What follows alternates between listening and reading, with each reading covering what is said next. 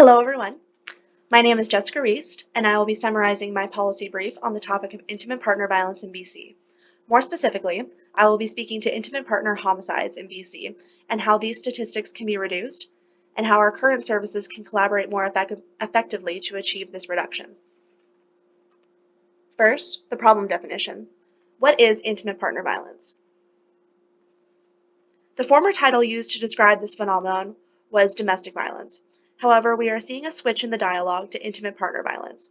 This is in order to expand societal views in our understanding of the types of violence that exist within relationships, as well as the types of abusers that exist.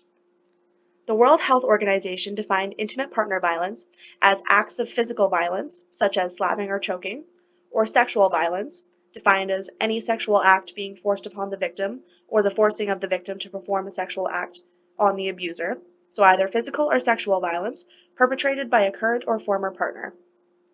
This is a worldwide issue, with women being shown as the victims disproportionately.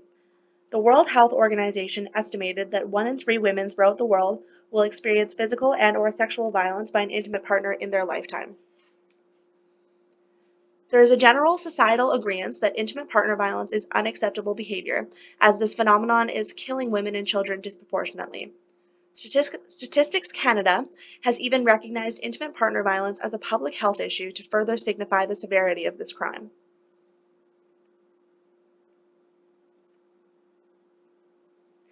Statistics related to intimate partner violence in British Columbia show we are not immune to this devastating crime. According to the Canadian Department of Justice, the estimated overall cost of spousal violence in Canada in 2009 was $7.4 billion. This shows in itself that the province is willing to spend the money to help victims of intimate partner violence, but our citizens are still dying from this. This was shown by the BC Coroner's Service Report in 2012, in which intimate partner violence data was collected for the years of 2003 to 2011. This report stated that 147 intimate partner violence-related deaths occurred between this time frame in BC. 72% of these victims were female. Many attempts have been made by the provincial government to completely eliminate intimate partner violence-related homicides, including one of the more recent attempts in 2014 with the implementation of the Provincial Office for Domestic Violence and the 3-year action plan that this office released, centered around ending intimate partner violence in BC and having our current systems address instances of intimate partner violence more consistently and smoothly. This 3-year plan named many agencies in BC who all have a hand in protecting victims of intimate partner violence and finding help for perpetrators of intimate partner violence. So these agencies included police, Crown Council, child welfare services, correctional staff, healthcare staff, and more. No formal evaluation of the office or its plan were ever conducted, which has led much of the public to draw their own conclusions on the office and its plans. The consensus from the public, according to a CTV News report, is that this office and its plan did not accomplish any of the measures it set out to, and without a review of the service, it is nearly impossible to argue otherwise.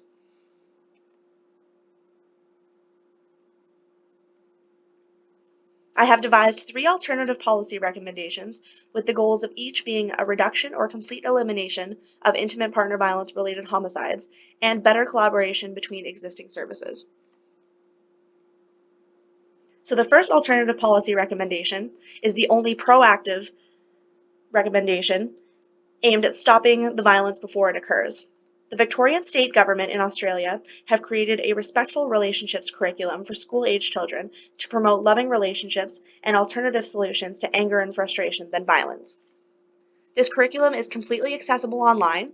It incorporates age-appropriate levels of the course for all age groups and could be a completely implementable addition to the BC school curriculum. The second alternative policy recommendation I am suggesting includes the healthcare sphere, as nurses have a unique opportunity to identify and recognize intimate partner violence in the ER. What is not common knowledge is the existence of forensic nurses. Forensic nurses respond to any and all forms of interpersonal violence, including intimate partner violence. And these nurses will perform head-to-toe examinations of victims of any gender, and they will conclude with a full report of what they have found and will store evidence for up to 1 year, or longer if the patient requests this. This evidence, as well as forensic nurse testimony, can also be used as expert evidence in a court case. The patient does not have to make any immediate decisions on the legal route they wish to take in order to have an examination done. The specified work that forensic nurses perform is an integral piece of the puzzle in addressing intimate partner violence. Forensic nurses are not commonly known by the public, and there is also a disconnect between ER triage nurses and forensic nurses. Unfortunately, this is how forensic nurses see their patients. An ER nurse will need to refer a patient to the forensic nursing service upon triage, or a patient will need to ask for this service directly. ER nurses, therefore, need to be able to identify intimate partner violence when it is presented to them, either directly or indirectly in the hospital. The recommendation, then, is for there to be a stronger collaboration between ER triage nurses and forensic nurses. ER triage nurses should be tested on recognizing intimate partner violence and the scope of practice of forensic nurses, so they know when to refer a patient to their services. This would need to be implemented in nurse practitioner examinations and could also be a part of continuing education for triage nurses. The third and final alternative policy recommendation includes that of the legal and social services aspects of intimate partner violence related incidents. In Ontario, there exists a domestic violence court. Part of this recommendation would be to add this specialized court to BC. Further, BC has a provincial violence against women in relationships policy. This has been broken up regionally and includes representatives from many agencies, such as police, correctional services, MCFD, and more. So all of these agencies meet in person a set number of times a year to discuss what their representative agencies are doing to address and respond to intimate partner violence. It would be my recommendation that at the newly created Intimate Partner Violence Court for BC, a provincial VAWIR team would be created to represent the province and all of the agencies currently addressing intimate partner violence. This team would meet weekly at the Intimate Partner Violence Court on a specified day and time to hold interagency discussions and collaboration ideas. A yearly report of successes and shortcomings would then be created by the VAWIR team and reviewed by the Gender Equity Ministry of BC. This office is seemingly the replacement for the Provincial Office of Domestic Violence. The VAWIR report and a subsequent evaluation of the report by the Gender Equity Ministry would be made publicly available. The more meetings, discussions, collaborations, reports, and reviews that are conducted and conducted more frequently, aligned with the knowledge that the public will have access to these reports, should stimulate direct action in the province's collaborative responses to intimate partner violence in BC.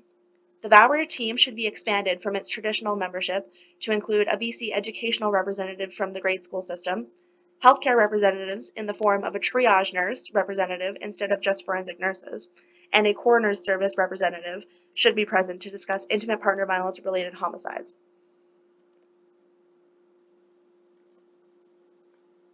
My overall recommendation would be for BC to implement all three alternative policy recommendations.